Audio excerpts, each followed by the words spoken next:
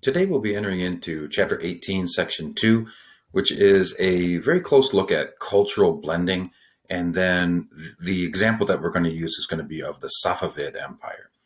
So the Safavids, which are going to be our example today, actually a Shiite Muslim group. They're a dynasty, so a series of rulers from the same family that ruled in the region of Persia, modern-day Iran, from roughly the 1500s to the 1700s. The most important thing to understand about the Safavids is that the way that they ruled, the way that they governed, involved a very blended culture of Persian, Ottoman, and also Arabic peoples. And so that's really one of the reasons why the Safavids are a great example of cultural blending. Let's take a look at some of the patterns related to cultural blending. First of all, what are some of the causes that lead to cultural blending? First of all, migration. As people move into different regions, their culture is actually going to mix and blend with other cultures. This is nothing more than cultural diffusion. We've been learning about that for a very long time. You also have some causes being religious, pursuits of religious freedom or converting to a different faith. These can lead to cultural blends. And then a common one is conquest. When one group conquers another, you often see over the course of time some type of cultural blending. The results of these type of causes would lead into many different avenues. One is language.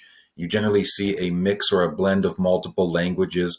You see different alphabet systems coming together and merging. Numeric systems may also emerge based on the two cultures and what they had practiced prior. You see religion and ethical systems started to change and blend, which may lead to new factions or practices that have a little bit of a blended faith. You also have racial or ethnic blending. As people intermarry, there is blending there.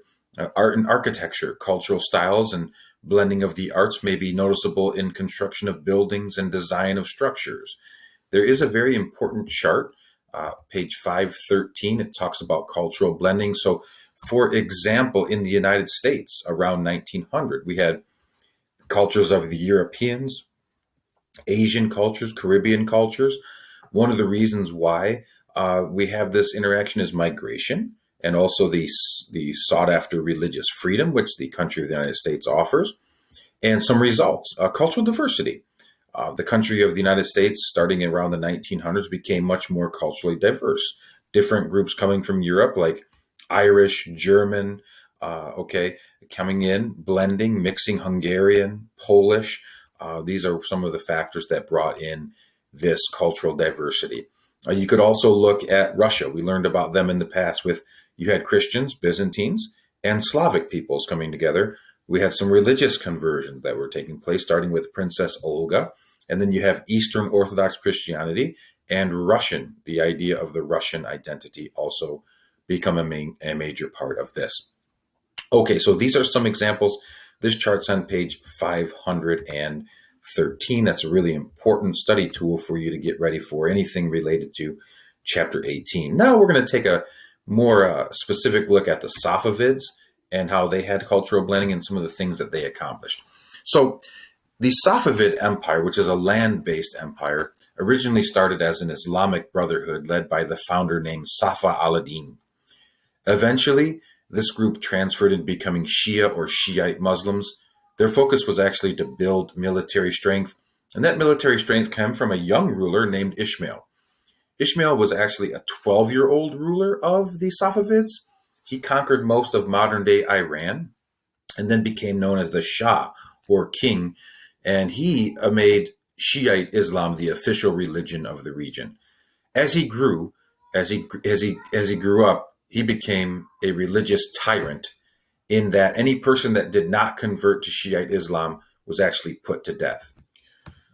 So that was kind of a really harsh way to rule, especially in this region of the world, which wasn't all that uncommon, but pretty harsh.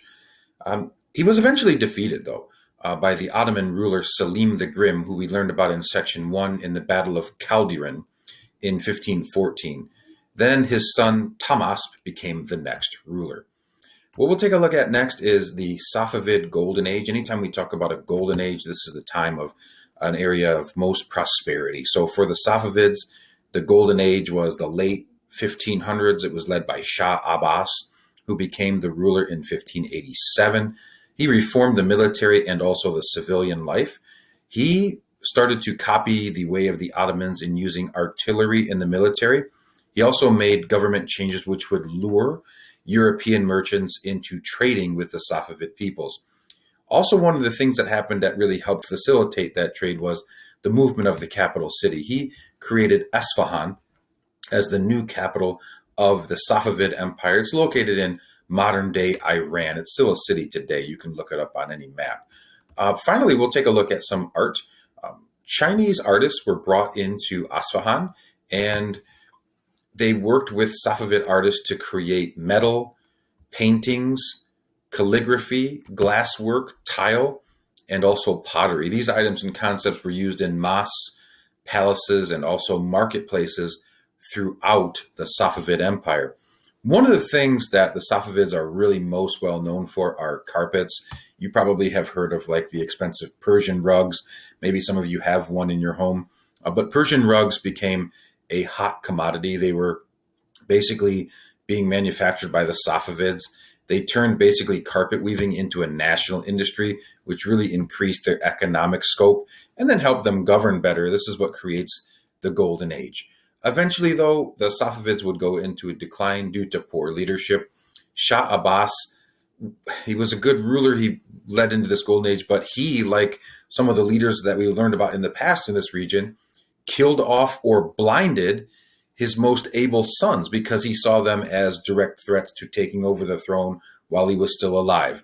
His incompetent grandson, Safi, then became the next ruler, but really led the empire downhill fast.